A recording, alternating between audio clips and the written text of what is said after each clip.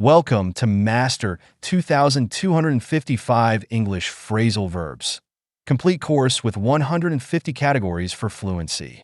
Today, we've reached category 119, Transport and Commuting, phrasal verbs for everyday travel.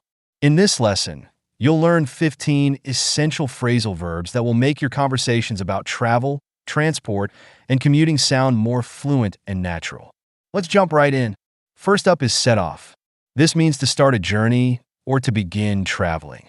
For example, we set off early in the morning to avoid traffic. It's a great phrase to use when talking about the beginning of any trip. Next is take off. This can mean when a plane leaves the ground, but it's also used more generally to describe departing quickly. For instance, the plane took off at 7 a.m., or he took off running when he saw the rain. Then we have pick up. This means to collect someone or something in a vehicle. For example, I'll pick you up from the airport at 6 p.m. It's one of the most common phrases used in daily conversations about transport. Next up is drop off. This is the opposite of pick up. It means to leave someone or something at a particular place.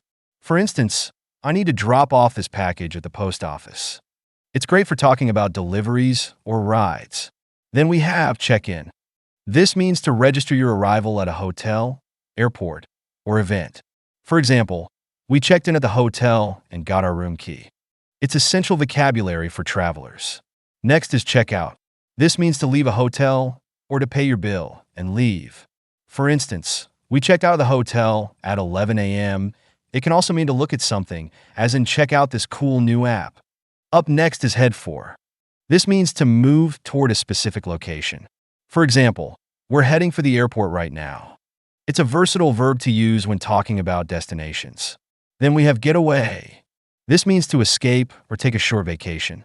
For example, I need to get away this weekend and relax. It's often used when talking about mini vacations or breaks from routine. Next is pull over. This means to stop a vehicle at the side of the road. For instance, the police officer signaled for me to pull over. It's a must-know phrase for driving and road trips. Then we have drive off. This means to leave in a vehicle. For example, she got in her car and drove off without saying goodbye. It's used to describe a departure by car or any vehicle. Up next is come back. This means to return to a place you were before. For instance, he left for lunch but came back an hour later. It's one of the most useful phrasal verbs for talking about returns. Then we have get in. This means to arrive at a destination, especially by plane, train, or bus. For example, what time does your flight get in? It's used a lot in transportation and travel schedules. Next is run out of. This means to use up all of something like fuel, time, or patience. For instance, we ran out of gas on the highway. It's a must-know phrasal verb for drivers and travelers alike. Then we have settle in. This means to become comfortable in a new place or situation. For example, it took me a week to settle in after moving to my new apartment. It's great for describing adaptation to a new environment. Finally, we have move on. This means to continue to the next stage or place. For instance, after visiting Paris, we moved on to London.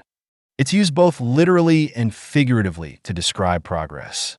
These 15 phrasal verbs are essential for talking about travel, transport, and commuting. Master them, and you'll sound more fluent in your everyday conversations. This was Category 119 of our course. See you in the next lesson.